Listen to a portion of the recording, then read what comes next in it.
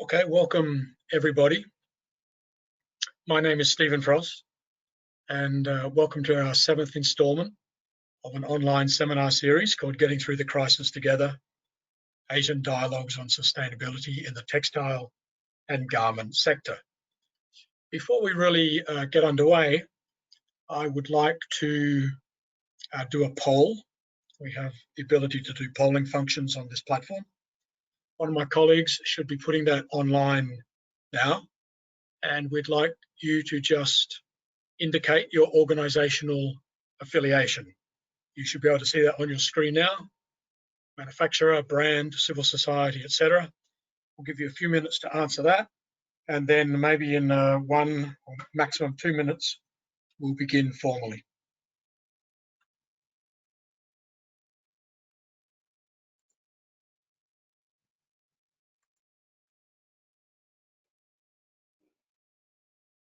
So if you can just tell us, just click one of those. What type of organisation are you working for or you are affiliated with? If you're interning or volunteering, indicate the one that you're interning or volunteering for.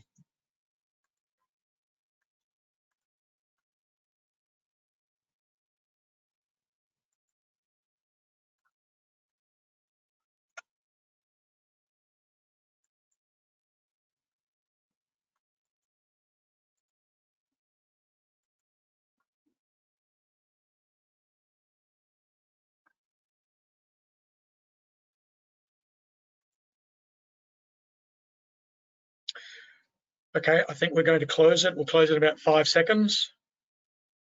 Oh, even faster than that. When I say 5, I meant 1. And here are the results. So we've got quite a nice spread of things here. 15% manufacturing, nearly 30% from brands or retailers, 20% from civil society, academia, etc. Most from development partner or international organisations, 2% from trade unions, etc.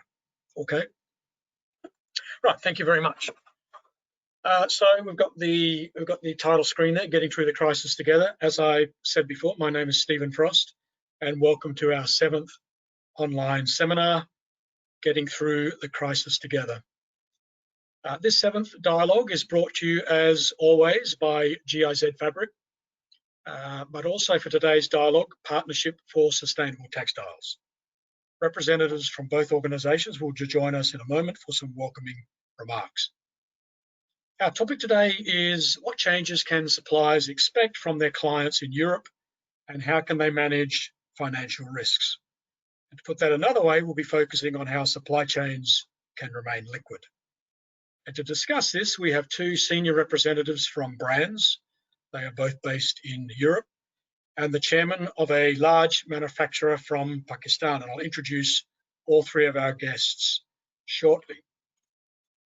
Before we begin that, though, I just want to show a pie chart.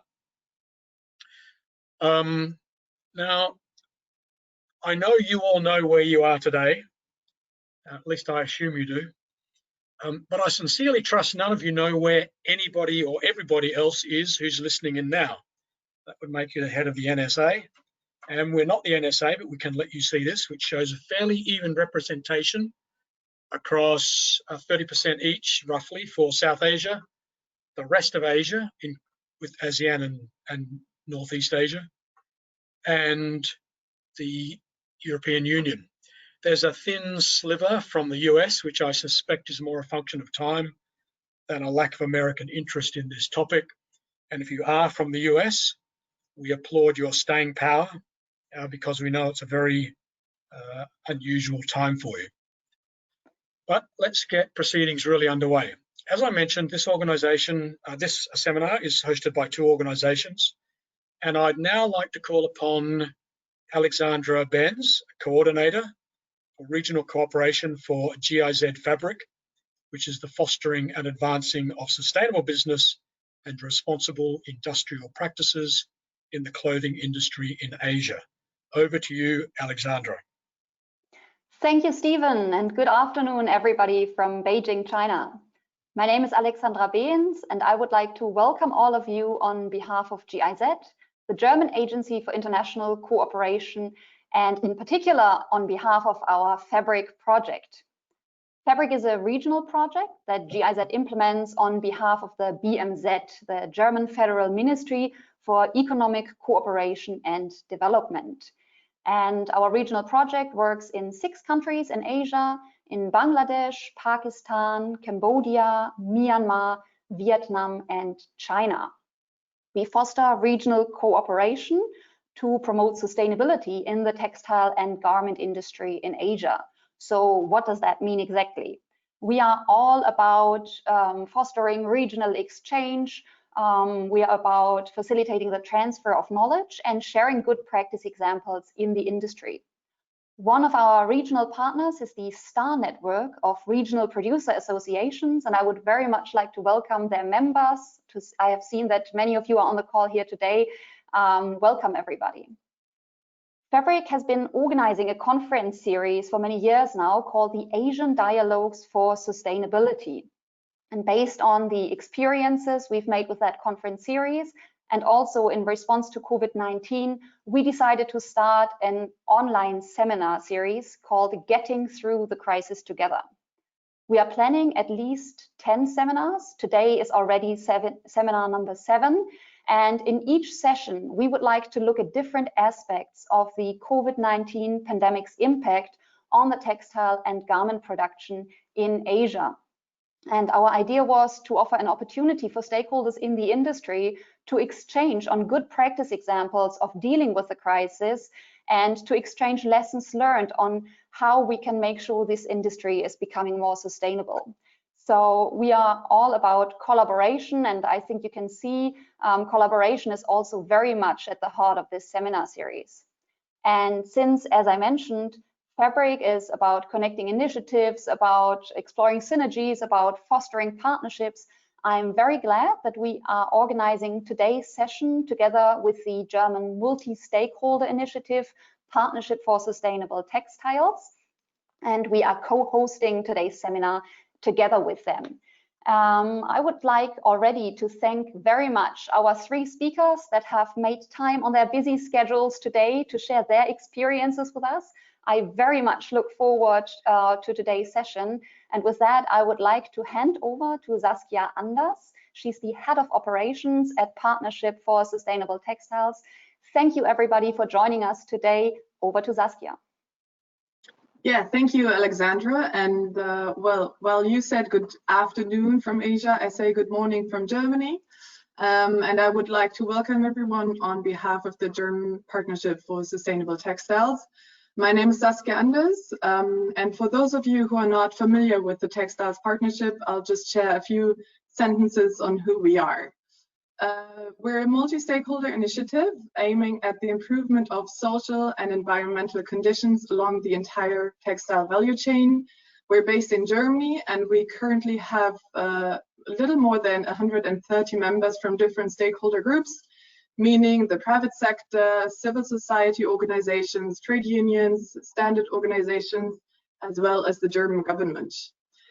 As a multi-stakeholder initiative, all activities and decisions within the partnership are taken jointly with our stakeholders and members. Most of our members, I think currently it's around 80, are brands and retailers, which in total taken together cover half of the German retail market for textile and apparel products. We're very excited to co-host this webinar today with our colleagues from GIZ FABRIC.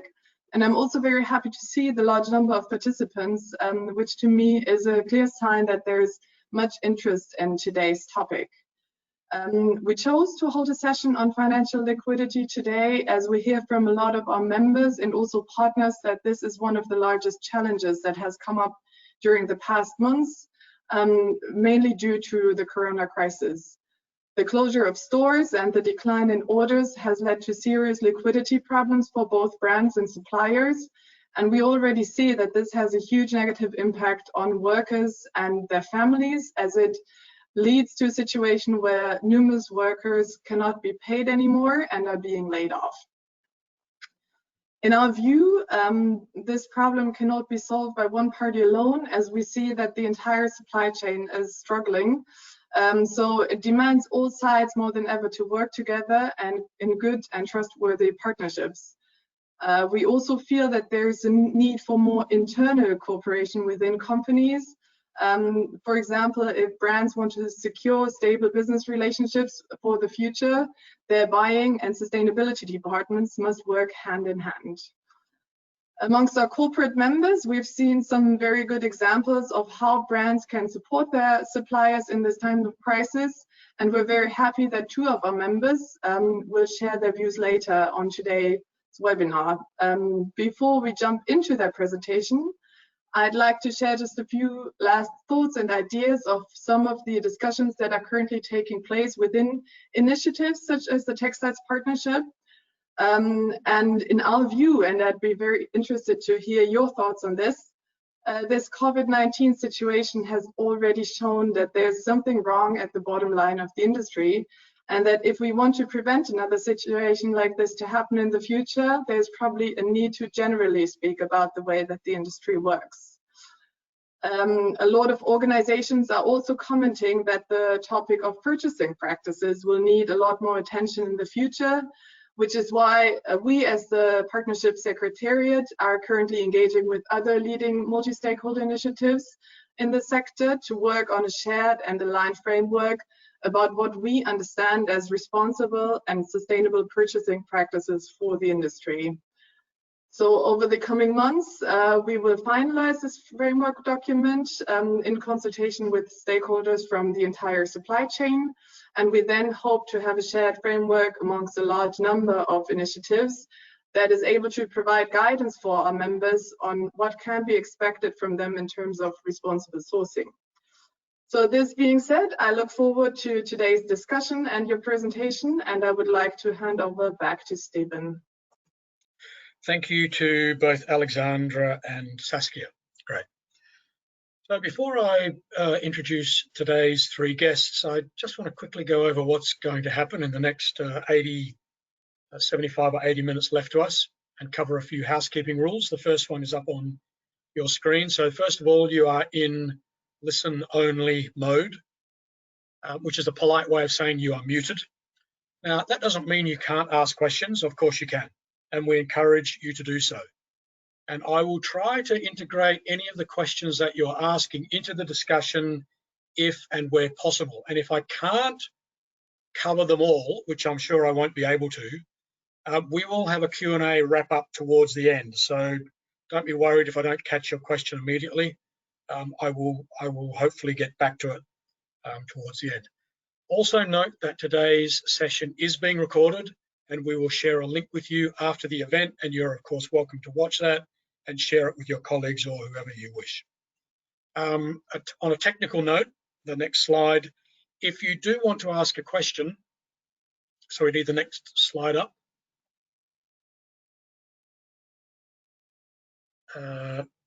Anyway, there was you could submit it by typing it in the question box. So if you can see on the right-hand side of your screen, you'll see a panel there, and you'll see question. You can type that into the question box and just hit the send button. If you're in the split screen mode, the question panel may already be open for you. It is located at the lower right-hand side of your screen. If your question is directed at any specific guest, then just please indicate that. So if it's for Tobias, then just put Tobias or put his initials, something that indicates it's directed at one person. If it's directed at everybody, just don't worry. Finally, we will be having an exit poll at the end, so please stay for that. Your feedback is important, and it does help us plan future online seminars. And I'll be announcing that poll after the discussion with our guests finishes. All right, that's enough with housekeeping. So for our regular viewers, today's a little bit different. Today will be more of a conversation rather than a question and answer panel, which is what we've had traditionally. The format will be a bit different. I'm going to talk with 2 guests first. I'm going to talk with the 2 representatives from the brand, brands or retailers.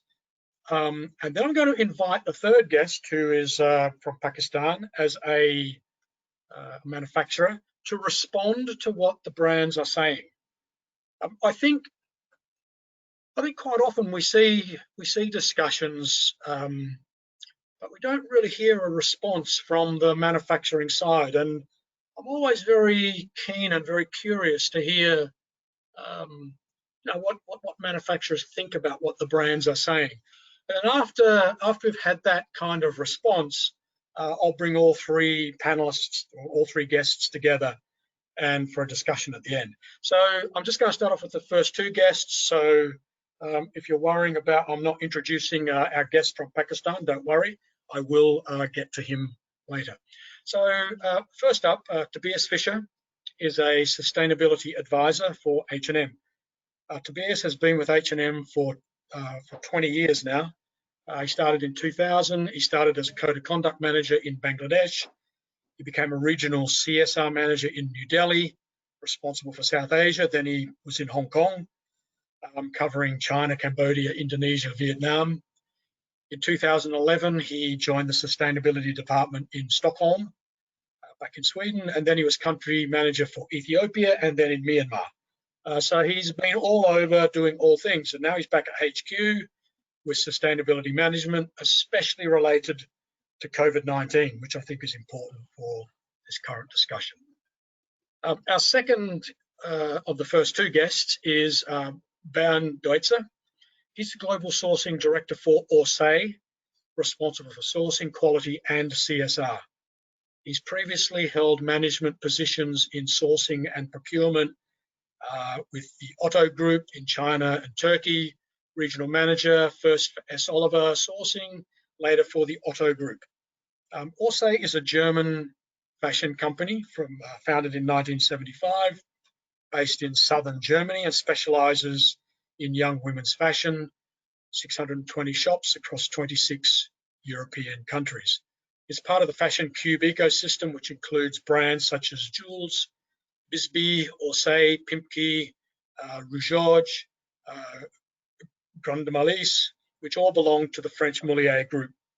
My apologies for my lousy French accent. My daughter has tried her best with me, but she admits I'm her greatest failure when it comes to teaching. I will introduce our third guest, Musadaq Zulkarnain, in full when I invite him to respond later. So let me start with a general question to get a conversation rolling. What has changed? Now, I'm sure everybody watching today has been reading or listening to people talking about the need for the industry to change. In fact, there's a lot of conversation about the need for the industry to fix itself, not just change, but to fix. So there's a tremendous amount of commentary on this. So I just want to start with Tobias first, and then I'll come to Bernd. What's changed from the H&M perspective, Tobias? It's a big question, and I'll try to outline and just put some figures how things changed and how H&M as a group, and I think everyone else is trying to adapt to that change, and that's what we're discussing today. But we all know that first the supply chain, the demand or the supply decreased dramatically when China closed down, and that had an immediate effect on countries depending on materials and components. And then it become a demand crunch when stores or countries closed down. And just to give some figures from H&M, in 7 days we closed down 3,264 stores.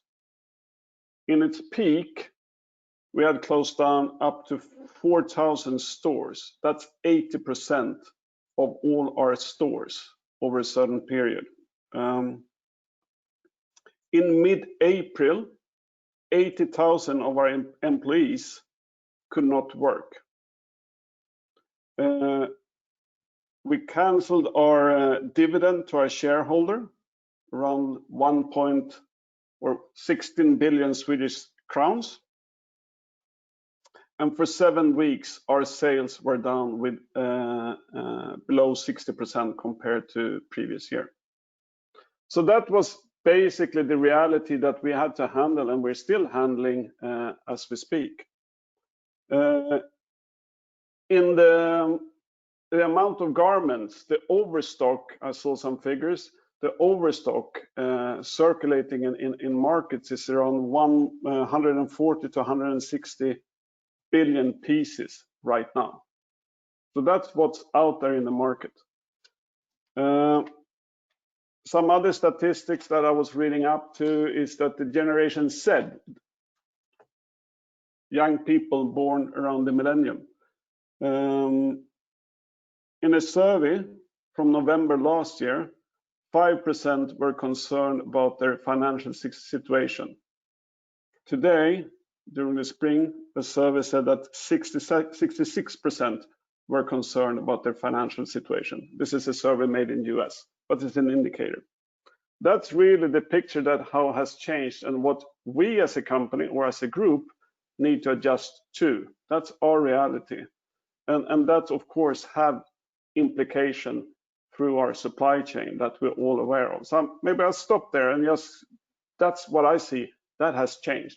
The demand side and an uncertainty among our consumer that we are adjusting to, and then it's a domino effect down to the supply chain, which I'm sure I will get more question on down the line. But I'll stop there and let Bernd also have an opportunity to answer, if that's okay with you, Stephen. I'm not the moderator. Yeah, of course. Yeah.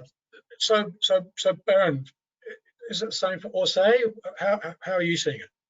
Well, your basic question is what has changed, and one thing said upfront: this is an unprecedented situation. So whatever good or bad risk managements were existing in any company, I guess none of us would have thought that extent could happen.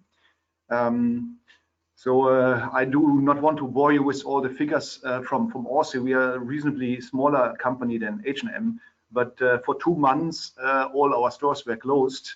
We had people in short term, and they are still in short term because simply the year expectation is 30% less this year. And we are in a group of panelists to look at the development, where we also see that even next year we're expecting 20% less sales, and only in the third year, that means in 22, we are coming close to normal, but still believing that that might be slightly even below the year 19. So what has changed is the need of fashion in times of crisis has significantly been reduced. And if you look at frequencies in retail stores after opening, it's not comparable. We don't have the same amount of people looking at fast fashion or fashion anymore. There are different concerns. One of the concerns we heard already, survival. People having really issues with their own salaries, being on short term, receiving less for their household income. And especially for I think H&M also, we are having customers where we targeting customers with a little bit lower income, mainly with our very sharp prices. So those people are hit most. So that is not a surprise that we all fight with that.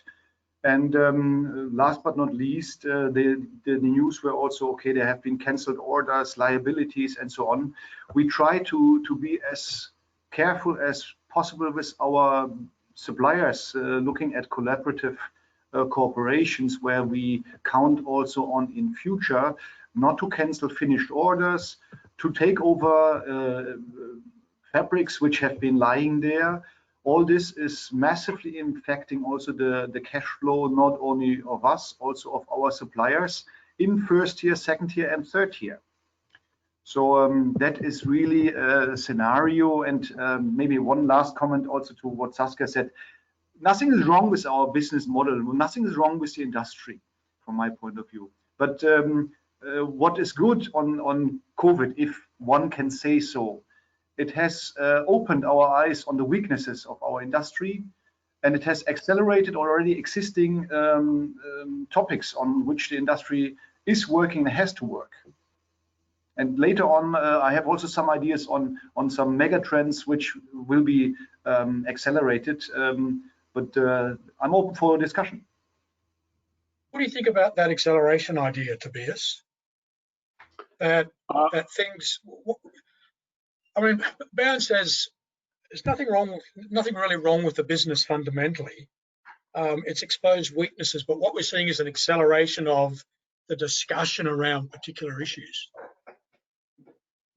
I think the COVID-19 has been exposing certain things. I mean, I think we can see certain trends that I think what's going to happen. I mean, I think it's extremely difficult to say. No one is sitting on the crystal ball. But I think things that was starting to change prior to COVID-19 will most likely just accelerate quicker. I mean, one example which has implications for how you're working on a corporate head office in that environment, people are working from home and it's working out. It has been, organization has been hesitant to let people work from home too much. And now we see that that's becoming a new normal. What's the implications on that? How are people, when they can't go out and shop in stores, they're going online. So that is also accelerating. We see new groups are joining working online. And what kind of implications will that have on our supply chain? I think things are going quicker. Before you were usually thinking and later on doing. Think, then do. Strategy, action. Today, I think we need to, while flying on the airplane, we need to build it. We need to do both things at the same time. So everything is just speeding up. And that, I think, is then what's going to be the requirements and expectations on the supply chain as well. The ones working, the ones that are most agile, that can adjust and come up with new ideas to respond on the demand. We are responding on the demand from our customers. We are then becoming clients to our supply chain and how they're responding on that. But I think that requires a closer dialogue between the purchasing organizations and the manufacturers in that dialogue. How is this changing and how can we create new business model, new ideas? I don't have an answer to it, but I think it's more the way of working that maybe needs to change. Where it's been, I tell you do, I think it's much more needs to become of a dialogue going forward. Yeah, when we talked before, Ben, when we talked last week or the week before, I forget now, but we talked before, I was really struck by this acceleration point that you made. Can you expand a bit on what you're talking about then? You said you had some mega trends. I think maybe that's yeah, I try to bring in a little bit of red line to orient ourselves. So I believe we have some mega trends in our industry, not only in our industry, but one of the trends which have been before was e-com. And with all complications on e-com, reduced quantities, having returns, handling returns, and payment issues with final customers and quality issues and so on. So to make that business also profitable, because often retailers think e-com is an add-on and easy business, but actually it's more difficult than the physical retail business. So this e-com trend was there before, but the acceleration, if people are locked down, if people are not going to the stores, if the stores are closed, this shows already the difference. If a brand is already in e-com very reasonably established, there is some chance to still continue doing the business. For those who neglected that already in the past, they were in big trouble. And I can only say Austria is a major omni-channel oriented retailer. We are not only a retailer, we are omni-channel retailer, and that was helping us in the crisis. And we see that this is a mega trend. People will remain in the internet. The news I saw this week, Zalando has a record of new users. This is exactly showing how much this is accelerating now to the better of the e-com industry. On the other side, the flip side is we have to deal with less frequencies, I guess, in the long run in our stores. So do you see different buying behaviours from consumers in terms of price points? This is for both of you. Are you really starting to see that now? I can't tell, but honestly, I can't tell. But I'm not that deeply involved in these figures, and even if I was, I'm not sure if I would have been allowed to say so. What we can see, of course, during the spring, new products were in demand due to the changed consumer behavior. So certain products that you were expecting to sell, you didn't sell, and other products that you didn't have maybe enough of was much more in demand. I mean, and that was changing behavior, and that went so quickly.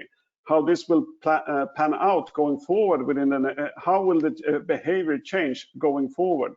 What will we learn from living in situations as we're living right now, where you're spending more time home, you may be in smaller communities, etc., etc. I put on a shirt today. That's maybe the third or fourth time I have a shirt on in 6 months. So I'm wearing t-shirts and jeans normally, which I normally wouldn't do otherwise. So I mean, this will of course have implications going forward. We don't know how much, how far. At the same time, people will like to dress up their personality, but the personality and the way we're interacting might slightly change, and that will also change the demand going forward. Yeah, Tobias, I can confirm exactly. This is for me the second mega trend we will see in the industry, which will hit some companies more, some less, also suppliers, some more, some less. If I look at the news, also last week, Boss has a major issue with their income. Of course, who's buying suits? Who's buying formal wear? We see this also in our figures. We are particularly on the suitings for ladies on a very reasonable price level. This is one of our major selling proposition. We see the turnover in this level is massively reduced. So the mega trend towards the casual was already there. The Otto Group started almost 10 years ago. Okay, we don't wear ties anymore. Maybe not the first one, but suiting, the generation Z, they are coming with sneakers and jeans. It's not like if I go to the office with a suit, people will ask me, oh, you have a family function or communion, or what is the topic? So there is a mega trend on becoming more casual. Fashion becomes more casual. So those who have a very strong part in their assortment on formal wear need to think how to offer new assortments, how to bring also other assortments. That could be changing the assortment, the existing, to become more casual, but also adding on assortments which were not in the plan before. And same goes, and this is important to understand, same goes for the industry on the production, on the manufacturing side. In the 90s, I was part of it. We tried to push the suppliers to be expert, product expert, only produce trousers, only produce suits, only produce men's suits. Mon Dieu, I mean, we made the industry being very, very expert, but not very agile on changing the production lines into we call it now, it's a French term, polyvalent. Same is our sourcer. Our sourcers today is a polyvalent. He has to handle, or she has to handle, more than one product and has to have the expertise on more than one product. At the same time, we need suppliers who are able to do the skirt, the dress, the blouse, and maybe the jacket as well. Yeah, so full service supplier, right? Yeah, the supplier has to be agile as well. And this next mega trend is the digitalization. Without the digitalization, how is this working? If this is all massively only manually, so the vertical setups in the manufacturing industry have definitely, and those who are investing into digitalization will have the chance to further grow. So what's that going to look like for manufacturers? What's that going to look like for your suppliers? This acceleration, this talking about full service suppliers, what's that going to really mean on the ground? Well, I would be interesting to hear from also the audience how happy you have been with video conferences if it goes for looking at suppliers' showrooms. We did it. We tried. I mean, we cannot travel, so we had no other chance. Do we have people who had experiences, and positive or negative?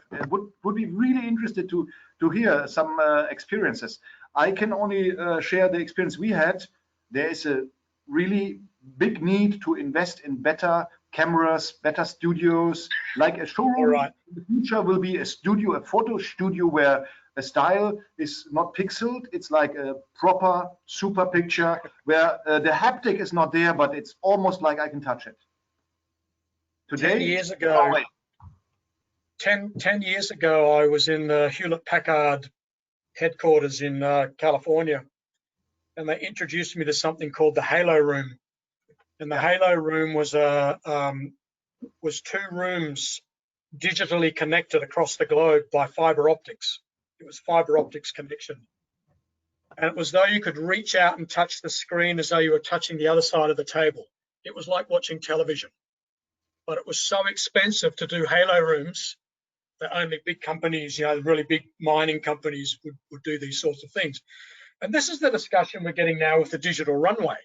All of a sudden, everybody's been talking about digital, but now they want a runway on the computer that looks like a movie, that people are watching a movie. And yeah, we're going to have to do some running to get there. Tobias, you wanted to say something there, I think. No, I mean, I agree what's been pointing out. I mean, and we were discussing prior to going into the call that traveling is decreasing. Basically, it's been in traditionally, as I said before, been working in the industry for 20 years. As I said before, it was more of we tell you do, and then gradually that has been changing. So I'm not saying that's where we're coming from. I think in the last couple of years, it's been much more trying to be delegate a responsibility and create more of an ownership. And I think that will trend will just increase, and you will have less involvement in trying to tell the manufacturers and controlling how things are done in different ways. Basically, in a lot of markets, we haven't been able to visit our manufacturers during the spring due to the lockdowns. Even if H&M has a big network of production offices, our colleagues in these offices has been working from home. So it's not only that we're sitting here in Europe or in hubs in Hong Kong or elsewhere. In Bangladesh, Cambodia, Myanmar, people have been working from home as well, and our colleagues. The other one is on the technology trend. I think that has been going on for the past 20, 30 years, but it will accelerate. And I think I talked about some figures for you, Stephen, when we talked a couple of weeks ago, what we have seen in Bangladesh. So in Bangladesh, you have seen that it's been a tremendous growth in the industry over the past 30, 40 years. And from year 2000, you could see that the growth was pairing with also creating employment in the industry in the same pace. But since 2015, roughly, we see that the industry is still growing, but it's not creating more employment. And two things are interesting there. You see that the employment is flat. You still grow, and that's due to technology and efficiency, most likely. But you also see when you introduce technology, and this is more from a sustainability perspective, the employment of women are going down. So in the past, you saw that employment in a factory was roughly 80%, 75 to 80% women. And now that figure is down to 64, and it's going down. So by introducing technology, you're pushing out groups that has been very dependent on the industry, women, which has had the first entry job into the formal sector. And that has had a great impact socially in a country like Bangladesh.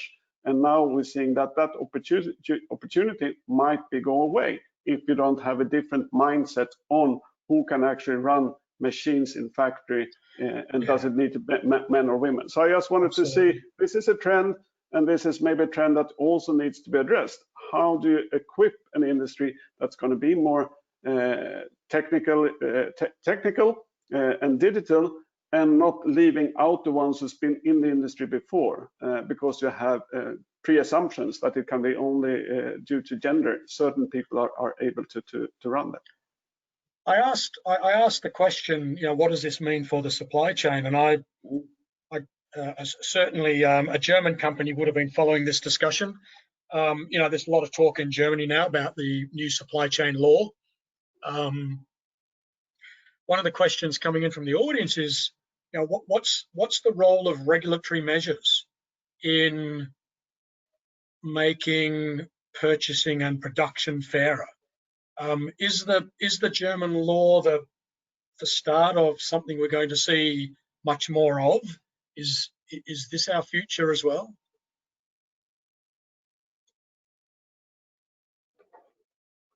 I think this is also part of the changing environment where you need to adjust and get involved. I mean, we have had a rather stable kind of setup on how we do business, and things are changing from technology, from consumer demand, but also from legal conditions that we need to adjust to. So I think this will also have ramifications on how we are purchasing and that we need to adjust to.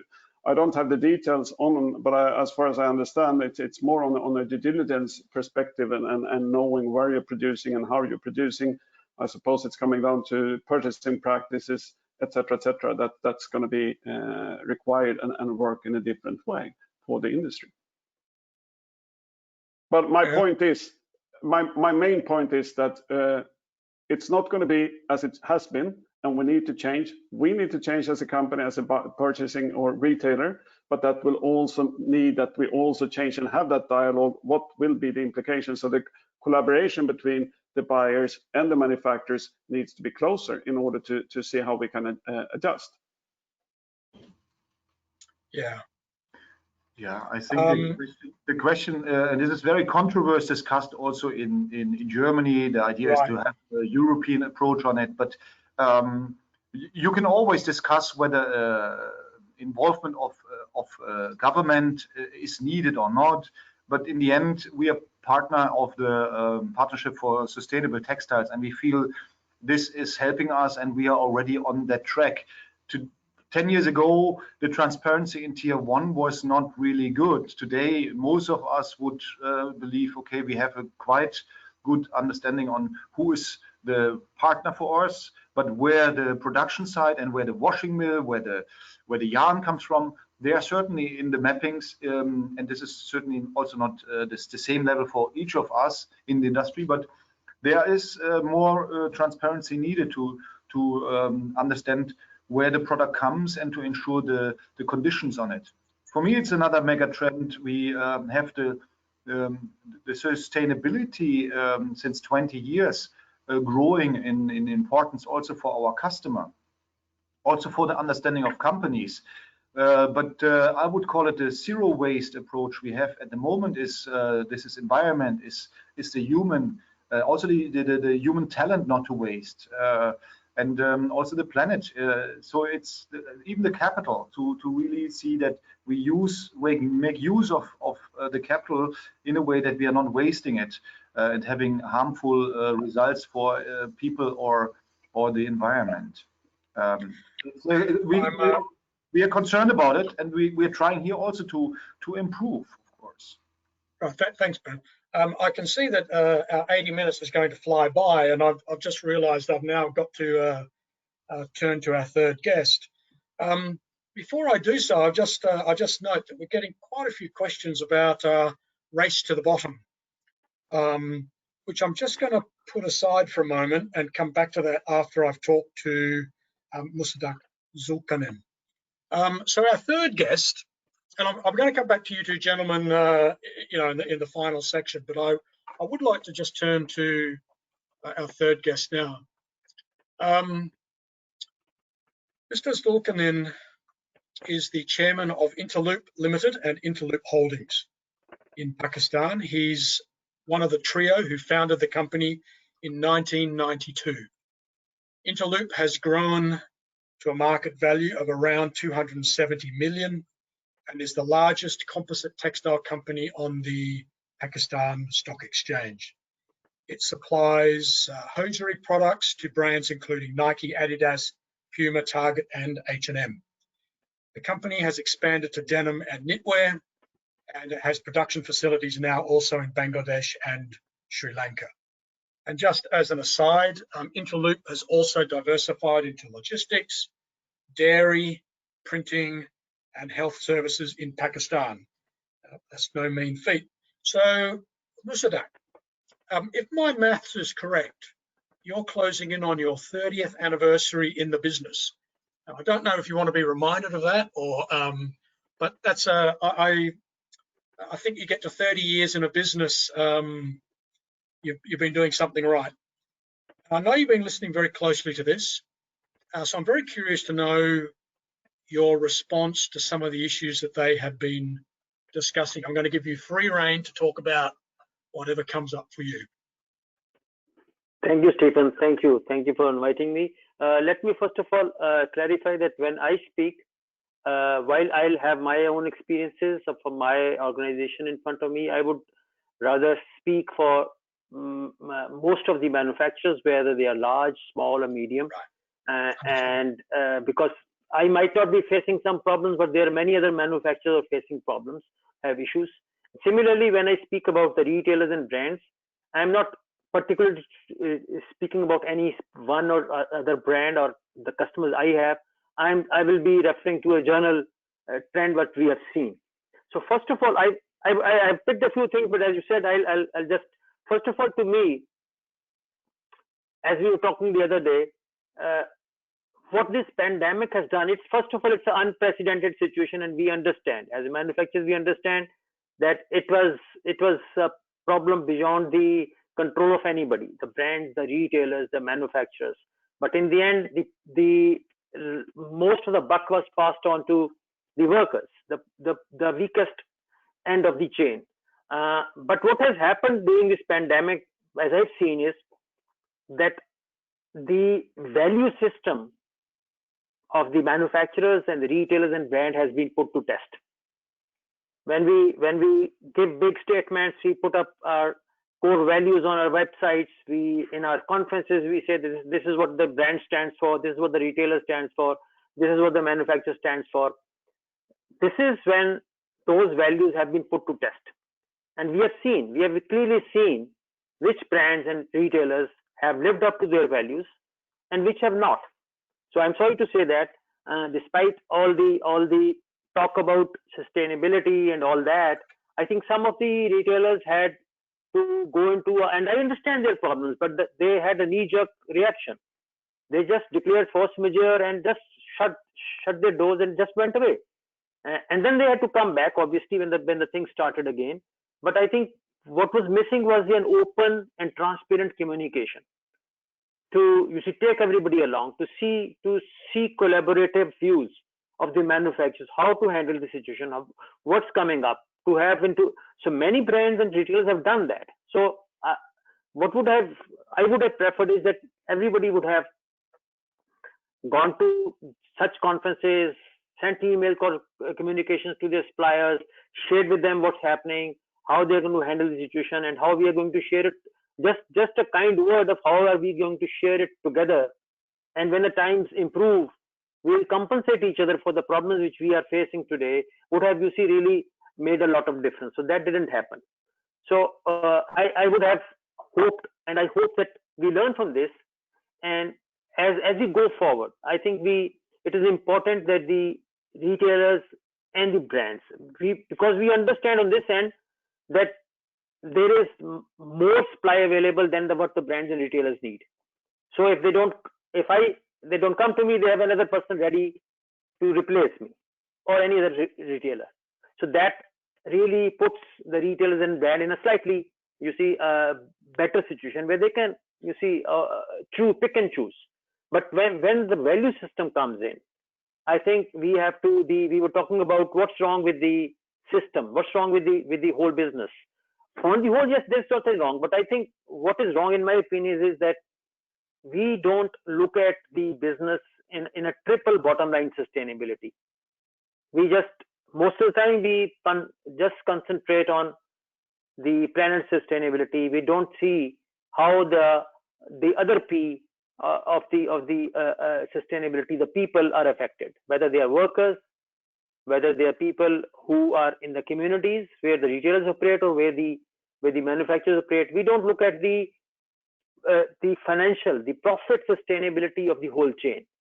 I would expect that the retailers and the brands would consider the manufacturers, whether they are small, big, or medium, as extension of their whole chain, as part of their team, as an extension of their team. We work together to serve the guests, the customers of the retailers. So a more transparent approach and more hand-holding approach would have helped. Now, what is, as you said, although we are discussing various topics, this particular seminar is concerning the financial implications post-COVID. We completely understand, as Tobias told us, that for them, they were less than 60% sales for a few months, which is definitely a big.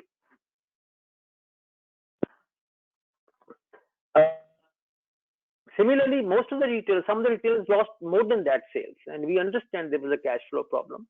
But for the manufacturers who live on a day-to-day basis, it's even worse. And when they have to pay salaries to their workers, the easiest thing for most of the manufacturers would be just to let them go off. But who will put the food on the table of that poor worker who probably is not even getting a living wage? Even if many manufacturers in Asia are paying the prescribed minimum wages, but in many countries the minimum wages are not even living wages. And Tobias worked all over in Asia. I think that's true. So if how do we put the food on the table? Where do they go?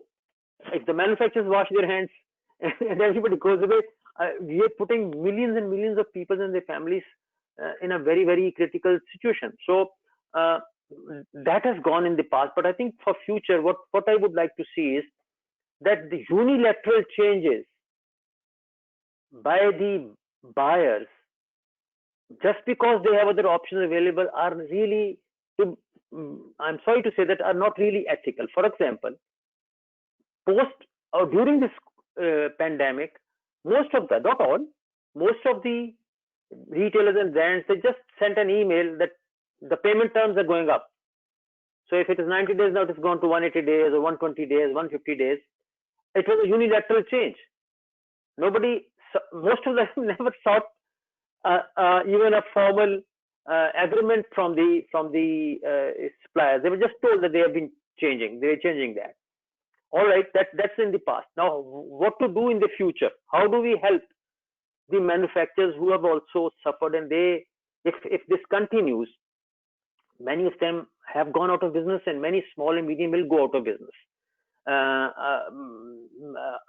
I was not aware of the magnitude of the problem, but Tobias pointed out that, if I'm not wrong, there is quite a huge number of billions of pieces of apparel which is surplus in the inventory. So that means the requirement of various type of articles in the coming years would be not as much as it is today. Also, what will happen is, or what we can see happening is, that some of the retailers and brands are asking the manufacturers to discount the stocks they have, which they have manufactured on a certain price. Now, if they want to take the stock, they are requesting for a discount, which is going to further kill the financial viability of the suppliers. So what I would expect is that, first of all, if possible, the payment terms should be reverted to the pre-COVID payment terms. And if that is not possible, I think working with because most of the European retailers and brands, they have the governments are more supportive. They have more, I would say, economic muscle than the developing countries like Bangladesh or Pakistan, who doesn't. The governments are already, you see, are poor. They can go only to a certain extent. So maybe having some arrangement where some financial institutions come in and they can discount the invoices of the suppliers to improve their cash flows. So this is one thing, that the cash flows, without cash flows, most of the suppliers will be deeply you see disturbed. First of all, their orders, the number of orders have gone down. They might be stuck with inventories which would be used for certain times. So I think one thing is to have some sort of a decent, reasonable discounting service available where they can get some cash flow against their invoices. Second, what I would hope that all the good brands and retailers, and I think if I look at my company, most of the retailers are not asking for discounts, but some are asking for discounts. So what I would expect is that for the orders which are already have been produced, the stock which is lying, it is ethical that no discounts are asked for those, because it's going to really kill the manufacturer. So that will also help in the financial stability of the existing suppliers.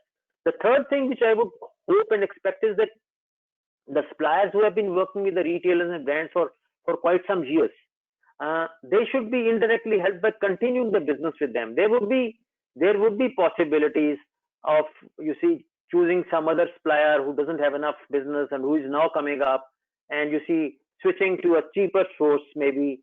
But this is the time when we need to help each other, and I think we can build a future together where there is more transparent communications. The brands can tell the suppliers how like this dialogue. We are seeing how the trend is changing, how it is more casual and basics coming in. How do we make ourselves agile?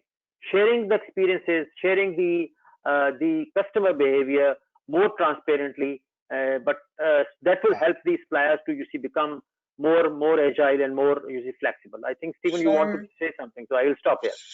So is this the time then for suppliers to change the name of the game? Instead of just accepting all orders, to focus on doing business with brands or retailers who commit to responsible buying practices, leading ultimately to a more balanced cooperation. Is this the time that suppliers are able to change that game? I think, Stephen, this is the time. I think for some companies it is possible.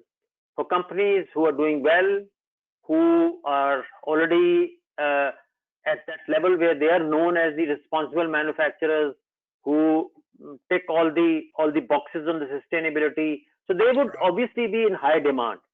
So they can pick and choose with whom they want to do business and how much business they want to do. But unfortunately, not every supplier is there. So I think most of the suppliers won't have that opportunity. If this was possible, I think I would love it. But seeing my company, I think probably we have some possibility where we can pick and choose. But I think not everybody can do that. First of all, because there is excess supply in the market. Secondly, not everybody has reached that responsibility level. Because again, let me just add 2 lines and then finish. I think when we say the companies have to be sustainable, they have to be responsible, we think that it doesn't cost. It doesn't cost much. There is a cost attached to sustainability. There is a cost attached to being responsible. In the longer run, it pays back, but in the shorter to medium run, there is a cost.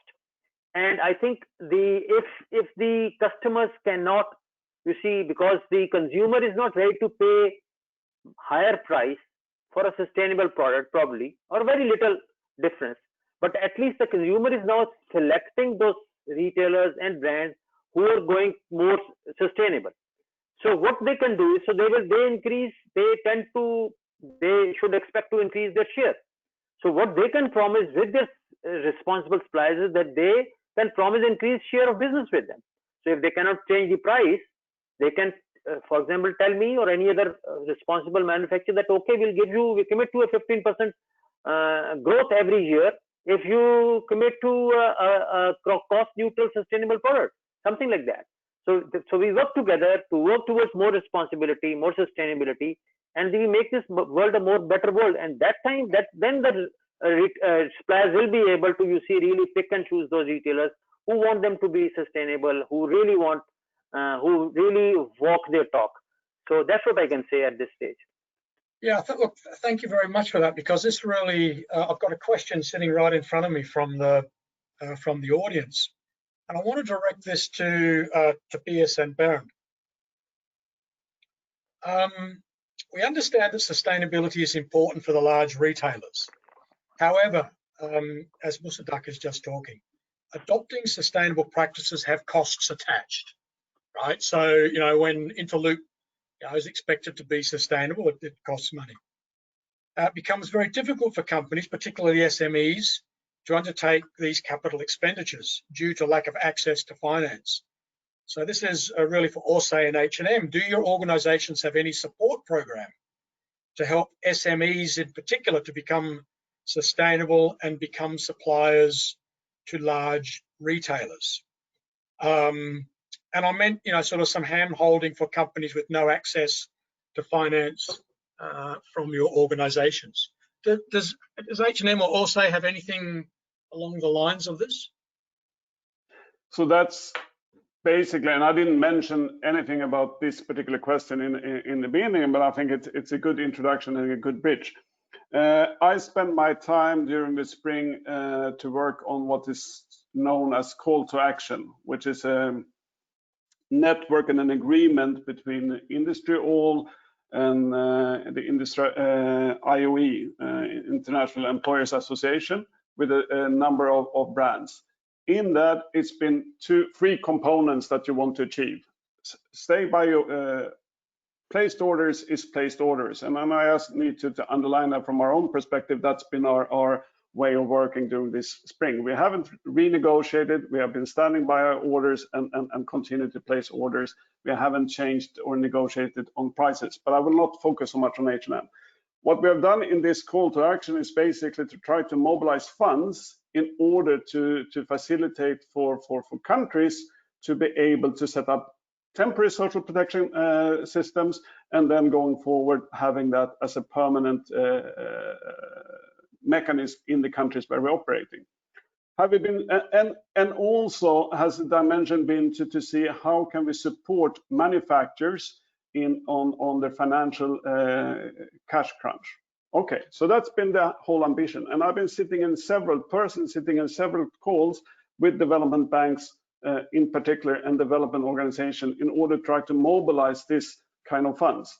What we see that a lot of the big donors and institutions has already been supporting countries where we have manufacturing to budget support directly to the governments. Okay, so we haven't been successful to channel money directly to the industry.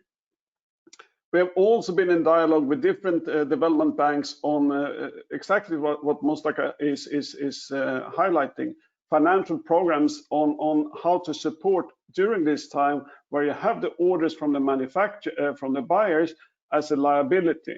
These kind of programs already exist prior to COVID. It was set up by IFC, and some manufacturers and buyers has been using them in some different countries. So it's already exists, but how can you fast forward, maybe change them slightly due to the conditions? And these have dialogues been going on. However, I haven't personally seen if it's been implemented, but I know it's an ongoing discussion, not only with IFC, also with other banks.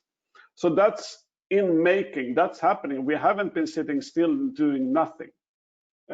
What I think is important for the call to action, which is based of people sitting around this table, is also now to advocate why is the textile industry in more need? Because of course we know industries in the countries where the manufacturing is going on. It's the agriculture sector, it's the tourism industry, tourism, it's a lot of needs in a lot of areas. So why is the textile industry, why should you focus there? And here I think we need to make our case even better. Why is it important? It's important for me for a few different reasons. It's employing a lot of women, which are sending a lot of money from Myanmar. I know by experience that 80% of the workforce is sending back 50% of their total earnings to the countryside. So if they're getting unemployed, it's also going to affect their families on the countryside. So a lot of the donors are talking about helping the poorest of the poor. If we're not helping the textile industry, they are soon going to be poorest of the poor and their families as well. So by supporting the industry with different mechanisms, that's an important issue. We also know that a lot of informal sectors are dependent on the industry as well. It's not just the formal sector. It's food vendors, it's transport companies, it's small businesses, etc., etc., etc. which is creating a micro economy around the different textile hubs. So by supporting the industry, you're also supporting additional industry which is connected to the industry. And then I'm not talking about the direct value chain. So, but if I'm going to reflect on the call to action, we need to make this case more visible in figures and numbers on how many are dependent and why it's a good thing to support industry. And then it's coming back to Mustaka's example. We're facing a cash crunch in the industry. That's one of the biggest problems. I fully agree on that. And I really been working hard together with colleagues within the industry and try to find solutions. But also, as reaction from one of the development agencies, or if it was the banks, we neither know how to handle this situation. This is something new to us. And by tradition, these programs, et cetera, take times to deploy, et cetera. And we are not quick enough here. Emergency relief is usually one country happening something somewhere far away. Right. But this is a whole value chain. So this is something different from everyone. So I mean, I think we need also to be humble. Even if we see the needs and that it's important to do something quickly, there is no blueprint at all. I think Myanmar has been successful together with the EU and an organization called Smart Myanmar, to set up a program to dispose money quickly. So that's the best example I have right now. Yeah, and even that's moving quite slowly. Bernd, did you have anything to add to this? Well, Tobias' call for action, I think, is one of really the major steps, and also is also concerned about it, and it's the right thing to do. There was a lot of panic in the beginning, and for sure there have been also mistakes been done. I didn't find that much in Aussie, and I can only speak for Aussie, but what I hear from suppliers where really already produced orders were cancelled, and I mean, it's always a matter of collaborative partnership. I could not see that in the 21st century, sourcing responsible person is not taking up a personal talk to discuss new payment terms. But on the other side, we also understand the contradiction within the industry. The brands are in need of extended payment terms. The manufacturers are in need of reduced payment terms. So, and everything is following also economical consideration, because if a brand is bankrupt, they cannot pay at all. So what Aussie did on top of the existing living wage consideration, where we have also projects in Bangladesh, or the call for action, which is particularly now on the COVID situation reflected. We also worked with banks, and this was not so easy, to offer our suppliers something what helps the brand and the manufacturers. Of course, we give them a refinancing chance where they get the money in 30 days for a really reasonable and also a competitive interest, which Aussie on its own couldn't do. So here we had the chance to do something with the Moulier company. Our ecosystem of Fashion Tube helped us a lot. And right now we will roll it out in September. It's very positively reflected by the suppliers. But again, just had yesterday a discussion with our CEO. The situation when all this happened was that many topics at the same time, and you have to decide what has the priority. And we are working on something where I was hoping to get this already in July done. Now it's coming in September. Agility looks for me differently. We can learn a lot, but it's also depending on different stakeholders. Banks are playing a major role in it. So I've got another question here that really talks to just what you've been saying. This is addressing to Mr. Fischer and Mr. Deutzer. During a pandemic, one of the biggest liquidity problems from the supplier side is the need to pay for materials first, and then face the problem that some brands cancelled orders. In future, would you say it's possible for brands to pay for the materials first, or maybe reduce the payment cycle once they received the finished product? Now, well, maybe that news from Aussie, I can say we do about 10% in the Okay. CLT business where we buy the fabrics and send it to our suppliers. And we are just about to change that into a contretemps, in a kind of a nominated fabric, where we are negotiating a little bit longer payment terms with our existing fabric suppliers to our garment suppliers. But again, I believe with refinancing possibilities, at least we can help the suppliers to get early finances based on our orders. It's unlikely from my point of view that the fashion retailers in this low price level will be able to manage to give a payment before the order. So from my perspective, I mean, it sounds more going back to a CMP model instead of FOB, and I don't think we're going to reverse that. We left that business more than 20 years ago, and I don't think that's going to be the case. But I understand that. I fully understand the question. I don't have an answer to it, but my answer is basically we're not moving back into that model again. So I've got another question here from the audience. It's about the race to the bottom, basically. With orders picking up slowly, there is again price pressure, and this is, I think, something that Musadak kind of alluded to. Race to the bottom might again become the case since suppliers are so desperate for orders. Any thoughts on this from a buyer's perspective? Are we going to head back to a race to the bottom? I mean, is Musadak correct that the buyers are in the driver's seat, being able to pick and choose from desperate suppliers? And how do we avoid that? So I see two scenarios from that perspective. I see one scenario where this is most likely going to happen. Unfortunately, I'm not happy about that, and I'm not necessarily proud. H&M and others are members of ACT, which is a collaboration between a large group of brands and industry all.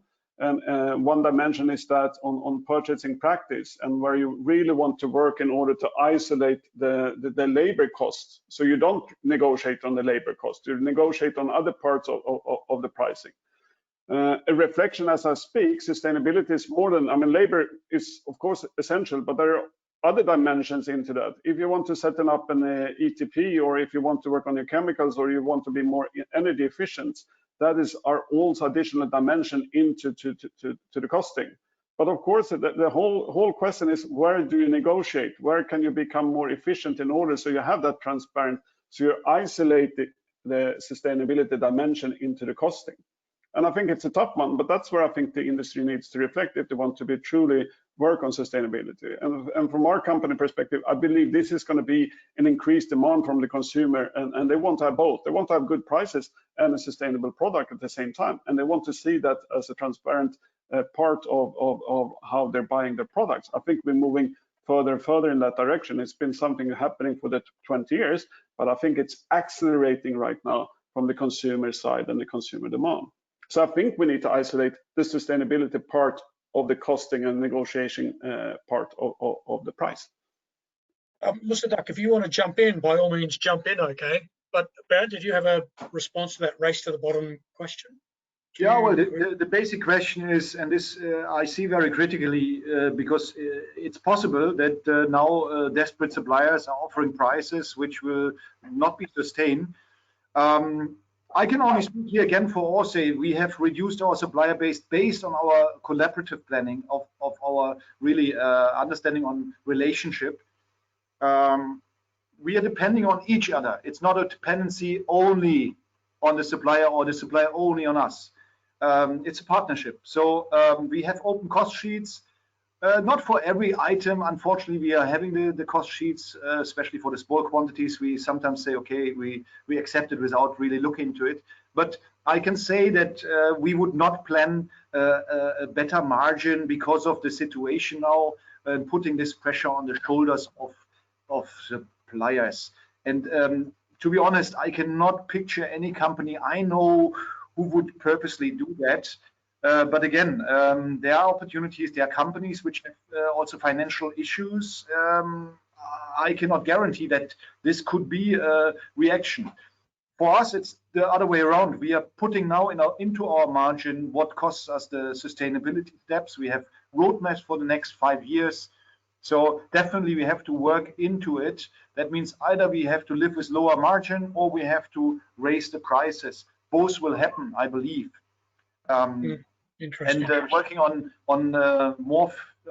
fairer salaries, labor costs is certainly a topic which is happening as well, which also will have an impact sooner or later.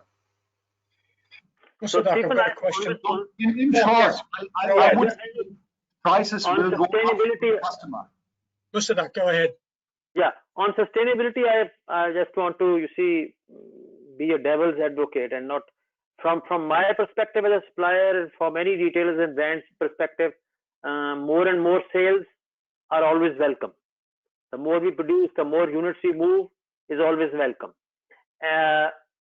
Now the consumer, as Tobias very rightly said, consumer wants a sustainable product, but generally speaking is not really willing to pay more for that. At the same time, if we look at on the apparel industry, how much of the greenhouse gases the apparel industry in total produces, and by pushing more and more you see collections, the consumer is not, although it goes against my own business, but the consumption, per capita consumption has gone up.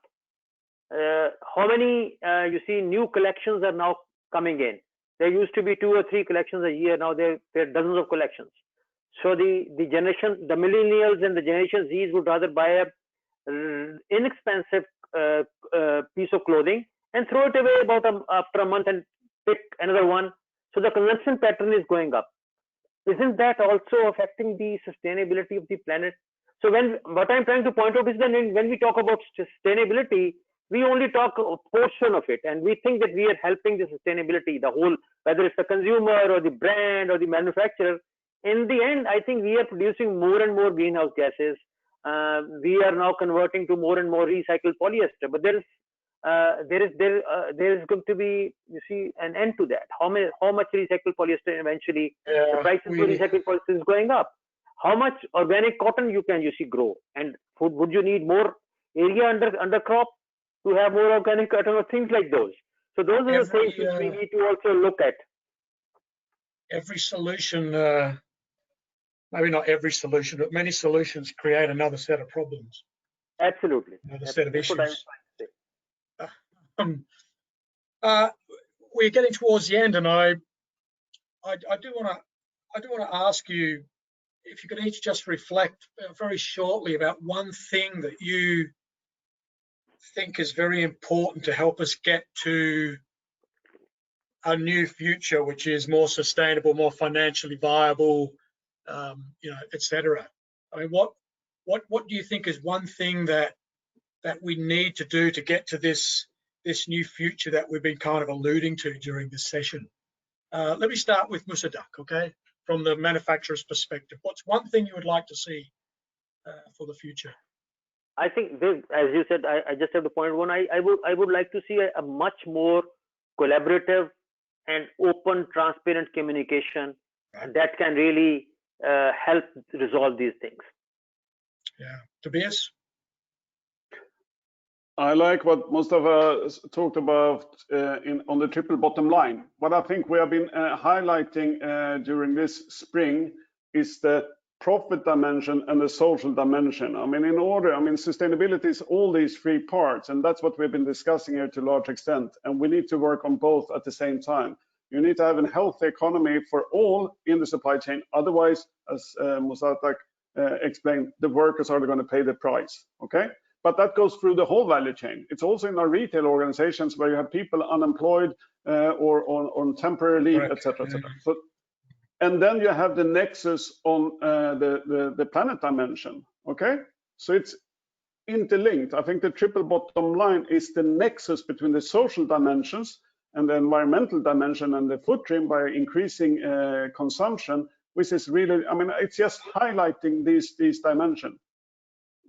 Fast fashion is creating a lot of jobs through the value chain in our selling countries as well as our manufacturing countries.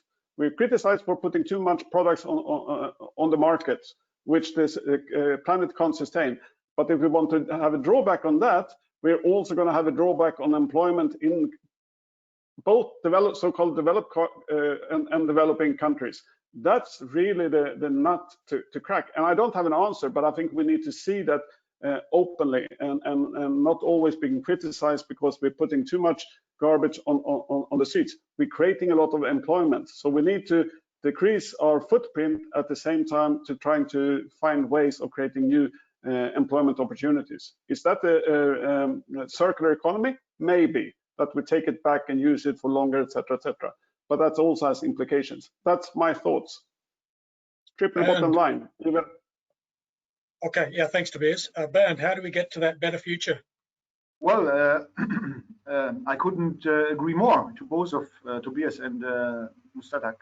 Well, the mega trends we mentioned today, the e-com, the fast fashion becomes a more casual share for the companies, the digitalization, and as well the run towards the sustainable procedures and also fibers and fabrics. But it's not only looking at the fabrics, it's really a sustainable view on the planet, the capital, and the human.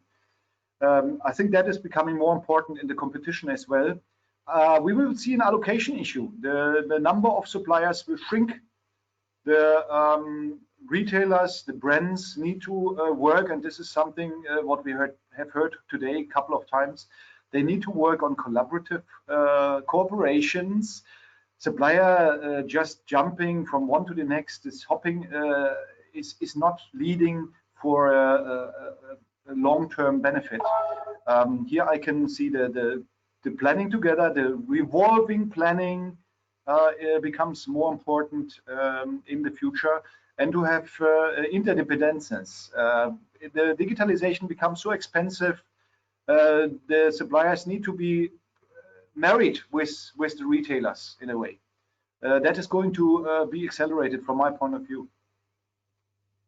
Thank you very much. Mustadak, I'm going to give you kind of the last word here because I've got a final question, which I find very interesting, which someone in the audience has asked directly to you.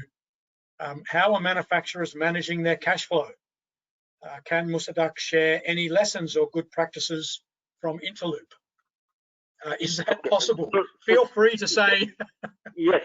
So since this is Interloop specific question, so I would, whatever I say would be from my own experience from Interloop. Right. When this pandemic started and it started flowing out of China, we had an idea that we never knew that it's going to be so bad, but we had some idea that it's going to affect us. So from that day, we started preserving cash. We started postponing our capital investments. We were just, you see, preserving cash because we knew that we won't be able to undo the problems which the reduced sales would create. But if we have cash, if we have enough free cash available, we'll pass through that. So we had in Pakistan, for example, we had about 25,000 employees, and the monthly bill was huge. So when it eventually started, you see, hitting our markets in Europe and US, and we started seeing orders reduce, and then the lockdowns started in Pakistan. We were completely shut down for about 1.5 to 2 months, but we had enough cash available to sustain. We also worked with our employees. We asked them to, you see, take part in when we started opening again. We said, okay, those who cannot come or are not required for work are redundant. Instead of we lay them off, we retrench them. We can let them stay home, but we'll pay them 65% of their wages. We will consider them on leave. So at least that will put some food on the table. That will give some relief to the company. And most of the workers, they readily agreed to that. So we were able to pass through this time, and then we were fortunate. I think we have always tried to be very diversified in our supplier, in our customer base. So we had apparel retailers, we had department stores, we have a lot of grocery stores, we have a lot of brands, and we were almost evenly divided between North America and Europe. So there were some segments of our business which are still working. The grocery stores are working all along. Actually, they, for example, in USA, Walmart and Target, they started selling much more because they gained share. So that helped us, as instead of depending on just one type of a customer, we were diversified, and this was a long-term policy, and that really helped a lot. And then we had various customers. H&M is a big customer for us. So between Europe, there were retailers that hit in a different manner. The retailers who had no online presence were hit much more, or who were concentrated maybe in 1 or 2 countries were hit much more. A retailer which was spread over all over the world and had more presence was hit relatively less. So that also helped us, and we were fortunate that we had very good dialogue with the retailers at their various levels, and we kept on talking. And the other thing which the last thing which helped us is, and that helps Pakistan, is which Stephen, I was talking the other day, in Pakistan we have always felt that we have a serious problem, that we are at the almost the bottom end of the value chain. We don't do much of a fashion. We do basics in Pakistan, everything which is basics. And that's why we have been suffering, our industry has been suffering, because the fast fashion is becoming the trend. But this pandemic has, you see, gone the other way around. The casuals and basics are still selling, actually selling more. So that has helped the industries in Pakistan and industry like us to, you see, do even more. Right now, I'm seeing much more demand than what I can handle. Much more than last year, pre-COVID, because the basics are selling more. So that's what I can say. Yeah, I hear this in other countries too. Okay, I need to wind it up here. I'll come back. So thank you very much to the 3 guests. Thank you, gentlemen, very much. I'm going to ask that we do our final poll now. I mentioned earlier that there would be a poll, and we want to do that now, and the poll will come up on screen. And while you're doing the poll, so overall, if you could just rate it, I think I can talk over that. I don't think you need to think too hard about that. Normally what happens now is I come on and I give 3 takeaways. For those of you who are familiar with our usual format, this is where I pop up my little head and tell you 3 takeaways. But I've been busy trying to keep good track of the conversation, and I haven't really been able to take notes like I normally do. But there are a couple of things that really stood out for me. One was the acceleration trend, and I was really struck when Bernd talked about this, that it's not so much about change. It's about acceleration of things that have been on the cards for some time. Topics like digitization or automation, these sorts of things have been around for many, many years. But all of a sudden, everybody's talking about digitization, and it's become not only an interesting topic, but a crucial topic. I think this acceleration bit is a really important point of the conversation. I think the second really important word I heard today was communication. Musadak talked about he would like to see a better communication from his customers with him. I think many people listening in today have been involved in or been a part of supplier meetings where you get 50, 100, 200 suppliers in a room, and a brand or a retailer talks for a day or 2 days about what they expect suppliers to do, all sorts of things. Now is the time to kind of match digitization with communication, and I think we're certainly heading into a new era. And if I listen to Tobias and Bernd, I think we are heading into some new space here when it comes to communication. And I just thought I think there's many other things I could talk about, but I need to wrap up now. It was values. Musadak said values have been put to the test. And what he meant by that was, we hear a lot from certain brands about their values, and then some of those brands didn't live up to them. And a lot of people in the supply chain kind of saw that, and that's changed the nature of the conversation a little bit, perhaps. And now is the time, as one of the questions said. See, this is why I can't really give a good wrap up, because now I have to go back and think about that question. But someone was asking about, is this the time for suppliers to change the name of the game? And I think Musadak agreed with that wholeheartedly, and I think Tobias and Bernd can also see that. So my last task is to really inform you that our next online seminar, number 8, will be held on August the 26th. I think we've got a slide for that. It will be 11 a.m. Berlin time, 4 p.m. Bangkok, 5 p.m. Beijing. And the title is, How Can Social Dialogue Help Us Through the Crisis Together? And GIZ will be co-organising that with the International Labour Organization and their Decent Work in Garment Supply Chains in Asia program specifically.